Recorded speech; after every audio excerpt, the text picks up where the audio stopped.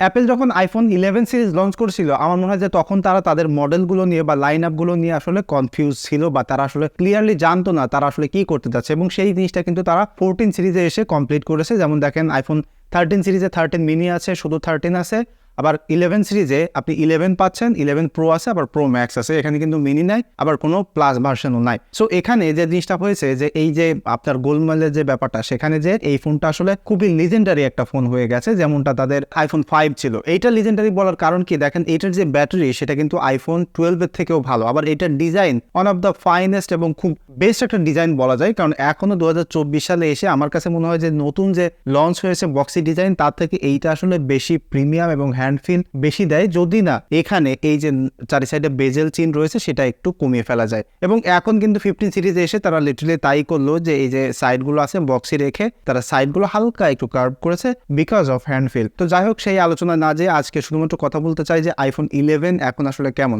আমি এর আগে আইফোন 12 এর ভিডিওতে বলেছি আপনি যদি এখন একটা আইফোন কিনতে যান তাহলে অ্যাটলিস্ট আইফোন 12 কিনুন। কারণ কি, সেটা হচ্ছে যে আপনি যদি ফটোগ্রাফির কথা চিন্তা করেন তাহলে সেখানে ডেফিনেটলি নাইট মুড প্রয়োজন, কারণ লো লাইটে আমরা ফটোগ্রাফি করতে এখন অনেকে প্রিফার করি। সো সেই জিনিসটা কিন্তু এখানে নাই।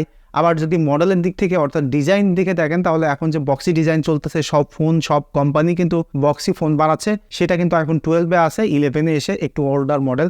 অর্থাৎ এই 11টাকে আপনি যদি এখন রাইট নাও মডেলের সাথে চিন্তা করেন তাহলে ডেফিনেটলি একটা ওল্ড ডিজাইনের ফোন। সেই সাথে সাথে এখানে যে ডিসপ্লেটা ব্যবহার করা হয়েছে সেটা কিন্তু অনলি আইপিএস ডিসপ্লে, যার ব্রাইটনেস কিন্তু অত বেশি ভালো না, যে কারণে এই ফোনটা এখন কিনতে গেলে বেশ কিছু স্যাক্রিফাইসও করতে হয়। এবং এইটা এখন যদি প্রিমিয়াম মার্কেটে কিনতে যান তাহলে দেখবেন যে 35 থেকে 40 হাজার টাকার মধ্যে পাচ্ছেন। আবার এর থেকে কম দামে আপনি আইফোন এক্সএস পাচ্ছেন, আবার এক্সএস ম্যাক্স পাচ্ছেন এই 35 থেকে 40 হাজার টাকার মধ্যে। তো এখন কথা হচ্ছে যে আপনি এই যে তিনটা মডেল বললাম, আইফোন এক্সএস, এক্সএস ম্যাক্স এবং আইফোন 11, এই তিনটা থেকে বা আপনার যদি 30 থেকে 40 হাজার টাকা বাজেট থাকে তাহলে আসলে কোন ফোনটা কিনবেন, বা এইটা আসলে সেই তিনটা ফোনের মডেলের মধ্যে কোন জায়গায় আসলে রয়েছে সেটা আজকে বলার চেষ্টা করব। এবং এই মূল ভিডিও শুরু করার আগে আপনাদেরকে একটু বলে দিই, আপনারা যদি এই আইফোন 11 বা যে কোনো ব্র্যান্ডের নতুন পুরাতন ফোন কিনতে চান, বা আপনার হাতে থাকা ফোন যদি আপনি এক্সচেঞ্জ করে অন্য কোনো ফোন নিতে চান তাহলে কন্ট্যাক্ট করতে পারেন এমকে মোবাইল পয়েন্টে। তাদের শোরুমের ঠিকানা, ফেসবুকের লিঙ্ক বিস্তারিত এই ভিডিও ডেসক্রিপশনে আমি দিয়ে দিচ্ছি, আপনারা চাইলে কন্ট্যাক্ট করতে পারেন। তবে এবার মূল ভিডিওতে আসা যাক যে আইফোন 11 2024 সালে এখন এসে আসলে কেমন পজিশনে রয়েছে। দেখেন, প্রথমে এটার ডিজাইনের খারাপ দিক নিয়ে আমি একটু বলি। সেটা হচ্ছে যে এই ফোনটা 194 গ্রাম ওজন, যেটা আইফোন 12-এর সাথে যদি কম্পেয়ার করেন, অর্থাৎ 12 আর 11 যদি আপনি সাইড বাই সাইড ধরেন তাহলে ওইটা একদম হালকা মনে হবে এবং এইটা খানিকটা ওজন মনে হবে। কারণ আমি রিসেন্টলি পরপর বেশ কয়েকটা আইফোন ব্যবহার করলাম, তো যখন শেষমেশ এই ফোনটা ব্যবহার করলাম তখন আমার কাছে মনে হচ্ছে যে এটা কত ওজন, এবং এইটা আসলে ধরে বেশ পুরো মনে হয়। তার কারণ কি, এটা উপরে পিছনে যে গ্লাস সেটা আসলে আমার কাছে মনে হয় যে আননেসেসারিলি বড় করেছে, বাট সেখানে কিন্তু একটা গুড থিংসও আছে, সেটা হচ্ছে যে এটার ব্যাটারি সাইজটা। যাই হোক, ডিজাইন হয়ে যেটা বলছিলাম যে এই 2024 সালে এসে আপনার ডিজাইনের যেটা খারাপ মনে হতে পারে সেটা হচ্ছে যে চারি সাইডে বিগার চিন এবং বেজেল, অর্থাৎ চারি সাইডে বেশি জায়গা আমার মনে হয় যে আননেসেসারিলি এখন আপনার কাছে মনে হতে পারে যে খাওয়ানো, এবং এই নসটা রয়েছে সেটাও কিন্তু ভেরি বিগার নস। সো এখন আসলে এটা একটা খারাপ দিক আছে। এবং এটা যে ডিসপ্লে রয়েছে সেটা হচ্ছে 6.1 ইঞ্চ একটা আইপিএস ডিসপ্লে, যেটা আসলে এই 2024 সালে এসে যে কোনো ফোন এরকম বাজেটে কিনতে গেলে আপনি যদি অ্যান্ড্রয়েডের কথা চিন্তা করেন তাহলে একদম বেস্ট লেভেলের ইন্ডাস্ট্রি লিডিং ডিসপ্লে পাবেন, এবং সেখানে লিটারেলি কোনো বেজেল চিন থাকবে না, এরকম ফোন পাওয়া যায়। সো এখানে একটা বিগার স্যাক্রিফাইস আপনাকে করতে হচ্ছে।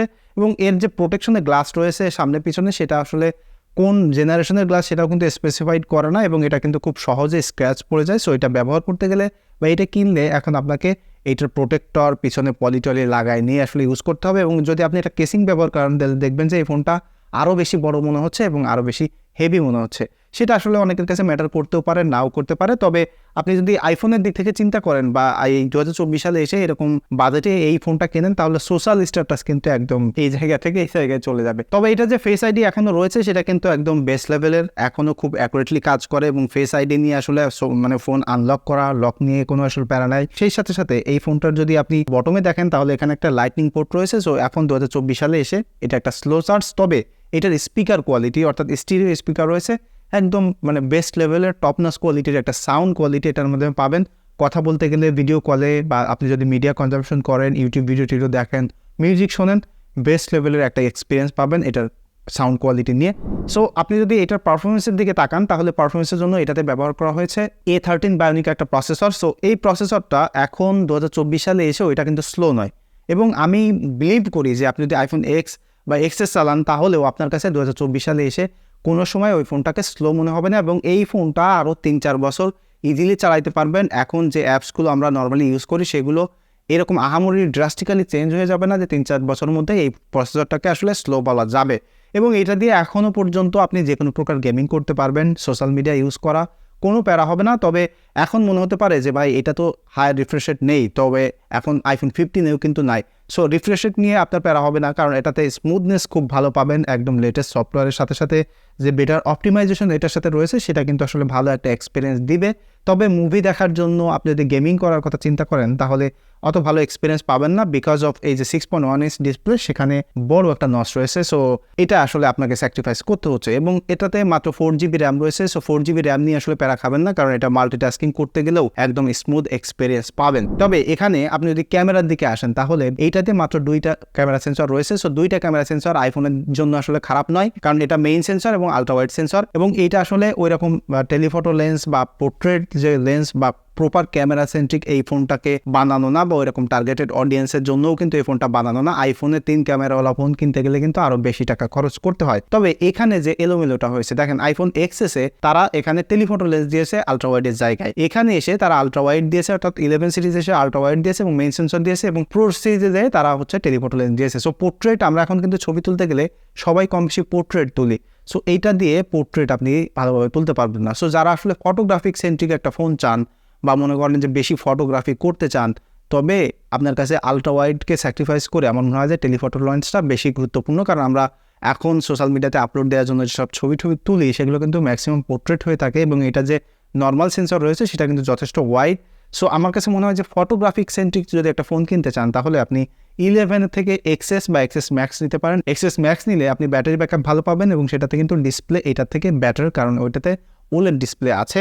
এবং এক্সএসও নিতে পারেন যদি বাজেট কম থাকে, বাট সেখানে কিন্তু ব্যাটারি ব্যাকআপে বেশ খানিকটা স্যাক্রিফাইস রয়েছে। তবে এইটার যে 2টা সেন্সর, অর্থাৎ আপনি আলট্রা ওয়াইড এবং মেইন সেন্সর, সেটা দিয়ে পোর্ট্রেট ফটোগ্রাফি ভালো না করতে পারলেও ডেইলি লাইফে যেসব ছবিগুলো আমরা তুলি নর্মাল, লাইক হচ্ছে আপনি আলট্রা ওয়াইড সেন্সর দিয়ে এবং মেইন সেন্সর দিয়ে গ্রুপ ছবি খুব বেস্ট কোয়ালিটির পিকচার পাবেন। তবে সেটা ডেফিনেটলি প্রপার লাইটে হতে হবে। প্রপার লাইটে এটা দিয়ে এখনও একদম বেস্ট ইন্ডাস্ট্রি লিডিং ফটোগ্রাফি করতে পারবেন, তবে নাইট মোডে পারবেন না, কারণ এটা অনলি মেইন সেন্সর দিয়ে আপনি নাইট মোডে ফটোগ্রাফি করতে পারবেন, আলট্রা ওয়াইড দিয়ে পারবেন না। সো নাইট মোডে বা অন্ধকারে একটু ডার্ক সিনারিওতে এটা আসলে ভালো পারফর্ম করতে পারে না। সো এই জায়গাতে আসলে এটা খানিকটা পিছিয়ে আছে। এবং সেলফি ক্যামেরার কথা বলি, সেলফিতে এটা 12 মেগাপিক্সেল একটা সেন্সর রয়েছে। সো সেলফি সেন্ট্রিক বা সেলফি ক্যামেরার একটা ফোন এটা হতে পারে, কারণ এটা একদম বেস্ট লেভেলের সেলফির এক্সপিরিয়েন্স আপনাকে দিবে। অনলি 12 মেগাপিক্সেলের সেন্সর হলেও খুবই ভালো শার্প পিকচার পাবেন, এবং আইফোনের ক্ষেত্রে এটা হয়ে থাকে আপনি 12, 13, 14 এবং এই 11 বা এক্সএস যে কোনো জায়গায় সেলফি তুলতে যান বা ফটোগ্রাফিক যে স্টাইল সেটা কিন্তু একই রকম, এবং এটার এক্সপিরিয়েন্স আসলে এত ভালো হয়ে থাকে যাকেই দেখাবেন তার আসলে এটা ভালো লাগবে। বাট এখানে ভিডিওগ্রাফির ক্ষেত্রে আমি যদি বলি তাহলে ভিডিওতে এটা অ্যাক্রস অল দ্য সেন্সর আপনি 4K শ্যুট করতে পারবেন, এবং এটা এখন 2024 সালে এসেও একদম বেস্ট একটা ভিডিওগ্রাফির ফোন বলতে পারেন এই বাজেটে। যদি আপনি অ্যান্ড্রয়েডও কেনেন তার থেকেও এই বাজেটে আপনি যদি এইটা কেনেন, অর্থাৎ iPhone 11 কেনেন, তাহলে ভিডিওগ্রাফির জন্য এটা খুবই ভালো একটা ফোন হবে। সেটা আপনি স্টেবিলিটির দিকেও যদি চিন্তা করেন, ভিডিও কোয়ালিটির দিকে যদি চিন্তা করেন, এবং সেই সাথে সাথে এইটার সাউন্ড কোয়ালিটি ওভারঅল আপনি যদি এই 40,000 টাকার বাজেটের কমে যদি একটা আইফোন কিনতে চান এবং ফটোগ্রাফি যদি অত বেশি ম্যান্ডেটরি না হয়, শুধুমাত্র কন্টেন্ট ক্রিয়েট করতে চান, তাহলে ডেফিনেটলি এই ফোনটা আপনার উইশ লিস্টে রাখতে পারেন, কারণ এটা সেরকম ইন্ডাস্ট্রি লিডিং বা সেরকম বেস্ট লেভেলের একটা ভিডিওগ্রাফির এক্সপিরিয়েন্স আপনাকে দিবে। এবং এটার মেইন যে পার্ট, অর্থাৎ খুব ভালো যে দিক, সেটা হলো এটার ব্যাটারি ব্যাকআপ। এইটাতে 3110 মিলিঅ্যাম্পিয়ার একটা ব্যাটারি ব্যবহার করা হয়েছে, এবং এই জিনিসটাই কিন্তু আমি যেটা প্রথমেই বলতেছিলাম যে iPhone 12 এসে তারা ব্যাটারি সাইজ কমিয়েছে, বাট 11-এ এত ভালো ব্যাটারি ব্যাকআপ বা এত বেশি ক্যাপাসিটির তারা ব্যাটারি দিয়েছে, কারণ এটা দিয়ে আপনি এখনও এই 2024 সালে এসে এই ফোনগুলো কিন্তু খুব বেশি ভালো কন্ডিশনে পাওয়া যায় না, তারপরও দেখা যায় যে 4.5 ঘন্টা 5 ঘন্টা স্ক্রিন অন টাইম এটা দিয়ে পাওয়া যায়। সো হেভি ইউজ করেন, নর্মাল ইউজ করেন, খুব ভালো ব্যাটারি ব্যাকআপ পাবেন। তবে এই 2024 সালে এসে যারা আসলে iPhone 11 কেনার চিন্তা করতেছেন তাদেরকে আমি একটু সতর্ক করে দিতে চাই। সেটা হচ্ছে, দেখেন এই ফোনটা 2019 সালে লঞ্চ হয়েছিল, তো কোনোভাবেই এতদিন পরে এসে এই ফোনগুলো কিন্তু একদম ভালো ফ্রেশ কোয়ালিটির পাওয়া যাওয়া পসিবল না, যদি সেই ফোনটা রিসেন্টলি পারচেস না করা হয়ে থাকে বা যদি রিপ্লেসমেন্ট ইউনিট না হয়ে থাকে। সো যখন আপনারা কিনবেন তখন এই ফোনটার সিরিয়াল নাম্বার দিয়ে অ্যাপেল চেকারের ওয়েবসাইট থেকে দেখে নেবেন যে এটা আসলে কবে পারচেস হয়েছে। যদি আগের পারচেস হয়ে থাকে তাহলে একটু দেখে শুনে নেবেন যে ব্যাটারি হেলথ আসলে কত আছে। কারণ আমরা নর্মালি যখন ফোন কিনতে যাই তখন আমরা কোনো লজিক না মেনেই আমরা কিন্তু দেখি যে সেটার আসলে ভালো কোয়ালিটি, ভালো ফ্রেশ কোয়ালিটির আছে কিনা, ভালো ব্যাটারি ব্যাকআপ বা ভালো ব্যাটারি হেলথ আছে কিনা। বাট আমরা যদি লজিক দিয়ে চিন্তা করি তাহলে দেখবেন 2019 সালের ফোন এখন এসে আপনি 2024 সালে এসে কেমনে 90% ব্যাটারি হেলথ পাবেন। আমি দেখেছি অ্যাভেলেবেল এখন 90%, 93, 95 এইরকম ব্যাটারি হেলথের iPhone 11 পাওয়া যায়। সো সেই জিনিসগুলো আপনাকে মাথায় রেখে অ্যাভয়েড করতে হবে, কারণ ওগুলো আসলে বুস্টেড হতে পারে। এবং এই ফোনগুলোর কিন্তু এখন এসব কেসিং চেঞ্জ করা থাকে, ডিসপ্লে চেঞ্জ করা থাকে, পিছনের গ্লাস চেঞ্জ করা থাকে, উপরের গ্লাস চেঞ্জ করা থাকে। সো এই ব্যাপারগুলো একটু দেখে শুনে বুঝে কিনবেন। অনেক সময় দেখা যায় কি অথেন্টিক ফোনও যদি পান, হালকা একটু স্ক্র্যাচ আছে, তারপর আসলে সেইটা নেবেন। আপনি যদি ফ্রেশ কোয়ালিটির পান সেটা বাদ দিয়ে, কারণ কি এটা কিন্তু আসলেই পুরাতন হয়ে গেছে, বেশি বয়স হয়ে গেছে। সো এই জিনিসগুলো অ্যাভয়েড করবেন। এবং আমি ফাইনালি যে জিনিসটা বলতে চাই, আপনার যদি বাজেট একদমই কম থাকে তাহলে আসলে এখন এসে iPhone 11 কেনেন। বাট যদি একটু বাজেট বেশি থাকে, যেমন যদি 40,000 টাকা গোছাইতে পারেন, কষ্ট করে হলে আর 4-5 হাজার টাকা একটু রেডি করে আপনি iPhone 12 কেনেন। কারণ কি এই ফোনটা আসলে বয়স হয়ে গেছে, এবং এর থেকে যদি 12 কেনেন তাহলে আরও আসলে লেটেস্ট ডিজাইন পাচ্ছেন, সেই সাথে আপনি আরও একটু বেটার ক্যামেরার ইম্প্রুভমেন্ট কিন্তু সেখানে হয়েছে। সো এই ছিল আমার iPhone 11 পার্সোনাল এক্সপিরিয়েন্স। এই ফোনটা এখনও আপনারা যারা ব্যবহার করতেছেন বা নতুন কিনতে চান, তাতে যদি কোনো থট থাকে তাহলে সেটা কমেন্ট করে জানাতে পারেন। দেখা হচ্ছে পরবর্তী ভিডিওতে। সে পর্যন্ত সবাই সুস্থ থাকবেন, ভালো থাকবেন। ধন্যবাদ সবাইকে।